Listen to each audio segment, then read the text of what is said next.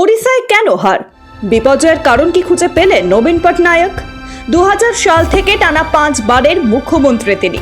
ষষ্ঠবার সিংহাসনে বসার হাতছানি ছিল সামনে, কিন্তু রেকর্ড তো হলোই না, উল্টে 147 আসন বিশিষ্ট বিধানসভা মাত্র 51টা সিট পেয়ে সন্তুষ্ট হতে হলো তাকে। বিজেপির দখলে গেল 78টি আসন। দল যেমন হেরেছে তেমনি হার মানতে হয়েছে নবীনকেও। 2টি আসনে লড়েছিলেন তিনি, এরই মধ্যেই কন্টাবাঞ্জি বিধানসভায় শোচনীয় পরাজয় হয় তার।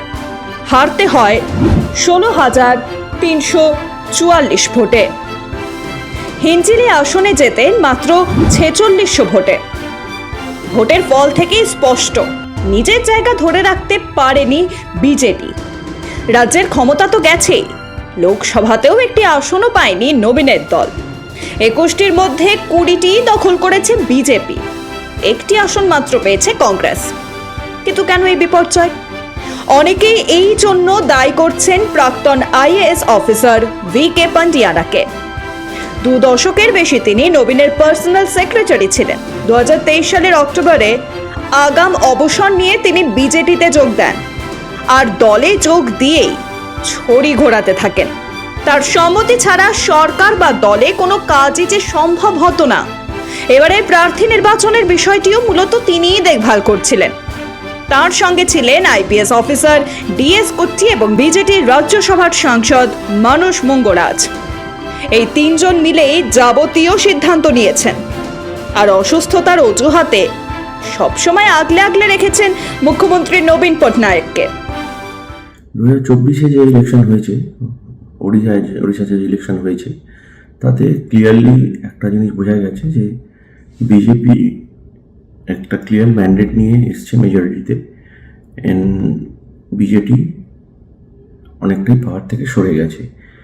তো এর পিছনে কারণ কি?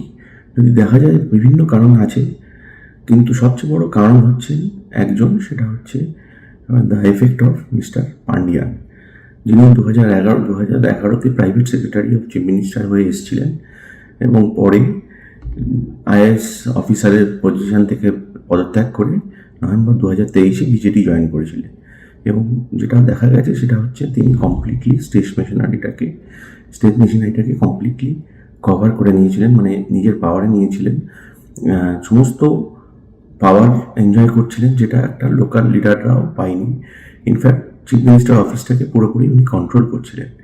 এবং এই জিনিসটা লোকাল পিপলদের, মানে যারা লোকাল ওড়িশার লোক, তাদেরকে একদমই পছন্দ হয়নি। কারণ তিনি এই যে পাওয়ারটাকে নিয়ে কন্ট্রোল করছিলেন, তারা কখনোই কোনো লোকাল লোক চাইবেন না যে একজন তামিল বর্ণ আইএএস অফিসার সমস্ত পাওয়ারকে নিয়ে নেবেন।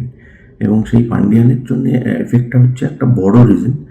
এবারের ভোটে বিজেডি ওড়িশা থেকে মুছে গেলেও ভোট শতাংশের হিসেবে কিন্তু তারাই সবচেয়ে বেশি পেয়েছে। বিজেডি পেয়েছে 40.22% ভোট, আর অন্যদিকে বিজেপি পেয়েছে 40.07% ভোট। ভোট শতাংশে সামান্য কম পেয়েও ওড়িশার ক্ষমতা দখল করেছে পদ্ম শিবির। এই পরিস্থিতিতেই যেন ঘুম ভেঙেছে 5 বারের মুখ্যমন্ত্রী নবীন পটনায়কের। তিনি এখন বলছেন তার উত্তরসূরি পান্ডিয়ান নন, বরং রাজ্যের মানুষই ঠিক করবে কে বসবেন ওই পদে। সবই ঠিক আছে, কিন্তু সিদ্ধান্ত নিতে কি দেরি হয়ে গেল না নবীনের? এখন তিনি ওড়িশা অস্মিতাকে গুরুত্ব দিচ্ছেন, সামনে আনছে নিজের লোকের কথা। কিন্তু গত কয়েক বছর ধরে তার বহু বছরের কাছের লোকেরা কিভাবে দূরে সরে যাচ্ছিলেন তা কি টের পাননি তিনি? নাকি অসহায় হয়ে পড়েছিলেন তামিল পান্ডিয়ানের কাছে?